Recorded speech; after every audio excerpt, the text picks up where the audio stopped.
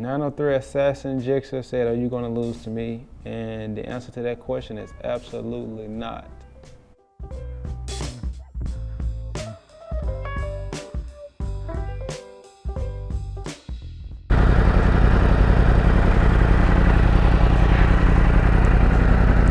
Hey, what's going on? Today we're gonna be taking a Yamaha R1M out, the infamous R1M. I got some stuff shipped to the little Amazon, little Prime boxes, things, or whatever they call them. This thing right here, 570. I got multiple lockers. Oh, I do. That's one. Open locker 2. Alright, we got locker. Dang, they could have put all that. They could have put that in the same locker. Man, they wasting up space, bro. And locker number 1.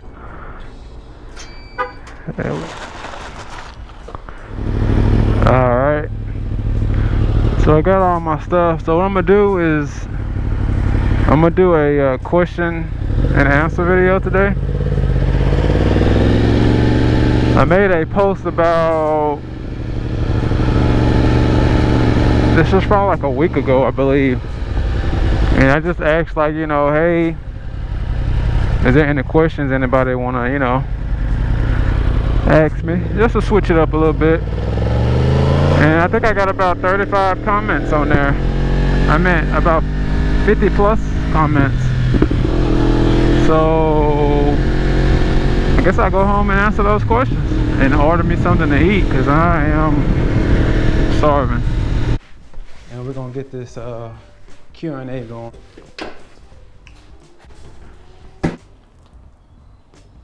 All right, let's dive into it. I made up a post, it was 5 days ago, and I just basically, for anybody who just wanted me to answer some questions, I just decided I'd make a video, because I've been getting a lot of questions in the comments. But I don't see all the comments, but at least in this post, you know, I can isolate it out. We got the first one was from Dario. He said, how long did it take you to learn how to tune bikes? Well, the question to that is, it took me a few months before I got comfortable enough with it, you know, doing tuning on my own bike. And then I tuned my own personal bike, the R1M, for about a year and a half maybe, before I touched like anybody else's bike. So I went through a lot of research and learning and testing and stuff before, you know, I would consider myself proficient in it. But I would say a few months it took to get like a general foundation, but I'm still like learning. There's still a lot of stuff to learn, especially all the new technology and all the other different stuff that's coming out. We got Golden State asks, how much is the bike lowered and how does it handle casual riding and canyon rides? Well, when it's lowered, it is a little harder to turn, but it's not like impossible. You can still take a lowered bike out to the canyons. Obviously, it's not gonna lean in as good as a stock height bike, but you can still go out there and have fun depending on how low your bike is. As far as like riding around, just normal riding, I feel like it definitely rides rougher, more harsh, but you know, the bikes I feel like ride harsh anyway. We got MotoPTV. He said he had a 2000 Katana, I want to tune, can you do that? I unfortunately can't tune Katanas. I got an 04 636. Is it possibly competitive against newer 600s today? That's from Anthony B. Yes, because most 600s are still utilizing the same motor. Just like mine, I have an 09 R6, and from 08 till I think right now, currently at 2020, it's still the same motor. And that's the same you can say for the Gixxers, for the Hondas. Most of the 600s, they all typically have the same motor, so you're not being at a disadvantage just due to your bike's age in the 600 world. We got Ken's V4R6, how many kilometers it can reach that bike. Honestly, I'm not sure. I'm gonna have to test that out one day. I'm about to buy I don't know, JXNCV. I'm about to buy my first bike. I don't know which one to choose. Which one? Yamaha R125 and the Yamaha Krypton X. Honestly, I don't know neither about either one of those bikes. I would just say go with whatever one looks the best to you, or is more comfortable if you can sit on them. Faster Than You said, do you feel like you're time traveling? No. Do you tune bikes, or do you also do mechanical repair work on them, like valve clearances, etc.? For the most part, I just do tuning, but I mean, I'll do like little simple stuff like an air intake, exhaust, quick shifter, you know, little minor stuff. They kind of go hand in hand with the tuner. We got here, this is Kim's? Bro, we're the king R1M. I guess you're trying to say I haven't seen it for a long time. I hope you bring it to the street soon. It's still here. I made a few videos here recently, so. Justin Hensley, as well as a few other people, have asked why one front rotor. The straightforward answer is really just weight. Same thing with the back brake, weight. E85 fuel, why E85 fuel and what's involved in converting it? E85 is readily available around here. It's a higher octane fuel, and you typically can get more aggressive with your timing map, and you can pick up a little bit more horsepower on E85 generally over pump gas, so that's why. Manny T asks, is that R6 really the fastest out there as far as 600s? And how many miles on my R6? My R6 got 31,000 miles, and as far as it being the fastest, I don't know. I've never really done any extensive testing on a ZX6R and an R6. Because everybody say the ZX6R is faster, but everything being equal, I haven't had enough races or tests to see that. 903 Assassin Jixer said, are you going to lose to me? And the answer to that question is absolutely not. Not even close. We got right here, he said the fastest stock bike of 2020 in the leader class. That's a hard question to answer. I'm not really sure. Is this Eric ZY? Is it fuel efficient to use it to commute to work? Yeah, even on E85, man, it honestly takes a lot longer for my gas light to come on than I predicted, so I'm pretty happy with the mileage. Jojo said, can you do a long race with all the 2020 leader bikes? Man, that's a tall order to fill, sir. I don't even know if I even know everybody with a 2020 bike right now. Rick Davis said, curious about the 17 R1M. Can you dispel the notion that because it has different levels of power modes, that it's essentially two bikes in one, like a 600 and a 1000 cc, for example? He says, I've been told different power modes or something like the cylinder deactivation on bigger motor cars for better gas mileage. Is there any validation to that statement? You got some mad skills. Peace. From PA. It has a 07 ZX6R. Yes, you can look at it like that in a way, because typically on the modes on a bike, you usually have like mode A, B, C, whatever, and typically A is more aggressive, then once you go to B, it's less aggressive, C is less aggressive. So in a sense, yeah, you kind of got different bikes all in one. But yeah, I mean, answer your question, yeah, that's kind of what it's like. It's just different power in different modes. Tex-Mex 86, I just purchased a 06 R6. It already has a Bazzaz fuel controller with O2 system. Are you able to flash and mess with the fuel controllers? I'm sure it would have to be street tuned. As far as that, I wouldn't even bother with the Bazzaz or none of that stuff. I would just tune it straight to the ECU, which I can street tune and do that, versus buying all that extra stuff and having all the extra wiring and all the extra stuff that you don't even need. He said, why does your bike have one disc on the front, Camaro Kyle? That was the same question I answered earlier. It's mainly weight. We got Brando Loudly. Yeah, tell us why street tuning is so much better, different than dyno tuning. Is it the airflow or what? I know you had talked about this, but I feel like you're holding back on good details. Yeah, I am holding back on details because it took a lot of time to learn and test and research and do the stuff that I do behind the scene that people don't see. And it's just that for me, when you find out something, especially if everybody doesn't know about it, I mean, I'm not gonna go parading, around the street about it, giving it to everybody. Like, I get it, yeah, you wanna create information and be educational to people, but at the same time, you have to kind of protect some of that stuff too. You can go to the best engine building in the world or cylinder head porter or whoever right now, and you ask them, say, hey man, so how is this? What's the clearances? What's this and that and that? He gonna look at you crazy. And he's like, bro, I'm not gonna give you that, especially when he does that as a living, But yeah, that's what that is.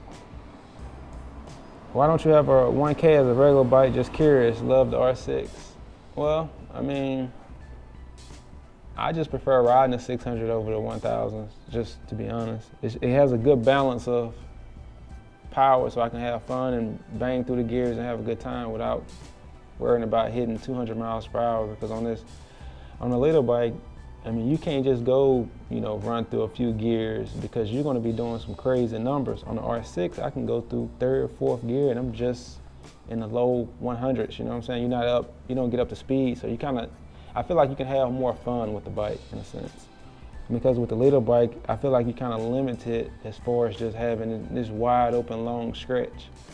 The R6 is a nice blend between having some highway fun and having some fun like city riding. And that's just how I feel about it. And Daniel asked me what is the configuration. I'm assuming you're talking about the R6. It's just the E85 tune by me. It has a full Yoshimura exhaust, has a race filter, is lowered, weight reduction, and that's pretty much it. D Money asks if, am I gonna get an H2? The answer is probably not. I wanted one at one point, but when I saw how expensive it is to mod, I just feel like it's not worth it. Somebody asked me what the top speed is. I'm not sure. I had to do a test. Bike Life. All right, if I'm ever in Tampa, they say we can hang out and chill. All right, keep that in mind, man. Justice. I have an 05 Yamaha R6 that went down. I need some help diagnosing the problem. Shooting up to 120 my bike from 10K RPMs to 4K RPMs before dying completely. Man, the fact that you went down and you're starting to have an issue now, man, it can be so much. It can be pretty much like anything, so it's hard to really say, but usually in a situation like that, man, you just have to start with the basics. You gotta just go through the bike, double check all the wiring, make sure no wiring damage, and just look over everything and make sure that everything is what it's supposed to be, because something could have came loose or anything. Which is your favorite bike among all? I'm assuming you mean like what's my dream bike. If that's what you're meaning, then I would love to have a Ducati 1299 Superleggera. If you're just talking about my favorite bikes out of all my bikes, then my R6. Say, Mercs, I'm a beginner and I can't decide between the R6 and the ZX6R. Which do you prefer and why? Well, I'm a big Yamaha fan, so I'm gonna go with the R6, but in cases like this, I always say just go with which bike you think look the best. I mean, it's not really those bikes don't really have no bigger advantage or disadvantage over the others, I feel like they're pretty close, so just get whichever one you like the most.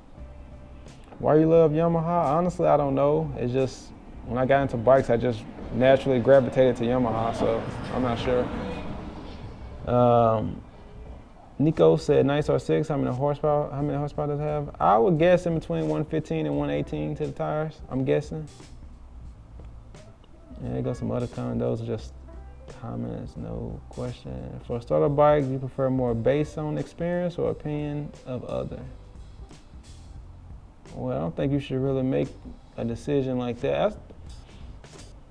When you're buying a bike, man, you can't really ask other people what you recommend because I feel like when it comes to buying anything like that, it has to be what you feel about the bike, how you feel about it, what you think about it. Because I can say what I feel about this bike all day long, but that don't mean the way I feel about it is what you feel about it. So whatever's one that just making you just look at it more, get that bike. We got another person. We got says just a noob on a 150cc bike doing a top speed. 100% stock, and they only go 60 to 65 miles per hour. Any advice is helpful. I can't flash the ECU. It's not practical here. Well, it depends. If your miles per hour is being limited due to the RPMs, then you can just go down like a tooth in the rear and you'll probably pick up. If it's just stopping at 60, 65 miles per hour just due to it, it's just all that it got, then it's not really much you can do about that as far as increasing the miles per hour, unless the fueling on it stock is bad and it's like restricted. Then maybe getting a fuel controller to adjust the fueling right, you may can pick up a little bit more, but I don't really see it picking up like too much more than that, to be honest. Somebody asked how much would it cost, I guess, to set up their bike like my R6. Well, if you're buying everything new, probably about $3 grand maybe, 3,500 I guess. Because all it has on there is a filter. It has a full system. A full system like I got new would probably be like 1,800. The filter was like 200. Lowering it didn't cost nothing in the front. If you lower it in the rear, you'll probably spend like 150. Then a tune, you probably spend anywhere, a few $100s for. And quick shifter, my quick shifter was 500. So yeah, probably somewhere around there.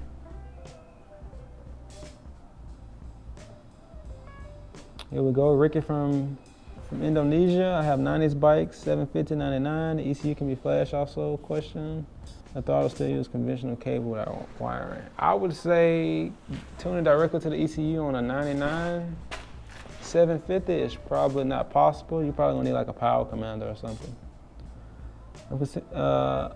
Hamad said I'm considering buying a 16M. I heard these bikes break crankshafts a lot. Yeah, I mean, EDR Performance is the company that I've seen that always talk about how these R1s cranks snap, but I don't know anybody personally that has had to happen to them. James said try the R6 with MR12. I don't know if I want to do that. I may test it out one day, like just on a dyno or something, but I don't really have any, I should say, no reasoning for wanting to get MR12 on it.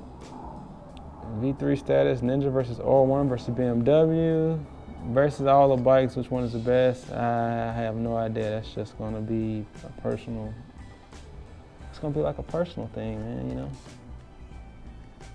Somebody asked what's my dream bike. So Ducati 1299 Superleggera. Kareem, what's your email? My email is contact@outspokentiger.com. Timmy the Jimmy, I got a noob question. If I get a mail-in flash ECU, would I still need to get a tune, or is that technically the same? Would it be beneficial to get a dyno tune, or would I mess with the flash that you do? If you get a flash, like somebody like me, when I do a flash, I'm sending a tune with it also. So you wouldn't have to go do or buy anything or get on a dyno or whatever. And yeah, if you did get a flash and then you try to get a dyno tune or whatever, it's gonna, most likely, they're gonna have to erase the flash to do the dyno tune. Or if you added something like a power commander or something to it, then yes, it's gonna interfere with the tune. So it's best to just know what you're getting before you buy it. Then that way you won't end up spending a bunch of money that you don't have to spend. This person, Dibika, what is this bike? It's an 09 Yamaha R6. Stinky asks, what's the difference between a 600 and a 1000? For those of you who don't know, the main difference is really power and 400 extra cc's. Kick It With Eddie said, what's the benefit of lowering the bike? And that was the last one I saw that was a question. Well, the benefits of lowering it is you get a little better aero, and especially for like the bigger bikes, it helps reduce, or it helps come back wheeling, because just lowering it in its own doesn't just automatically make the bike not wheeling. So keep that in mind. But yeah, that's pretty much it. I didn't expect that to take that long, but I'm gonna let y'all get back to y'all day. Maybe next time I'll try to be more efficient and make this a little quicker, but y'all have a good day.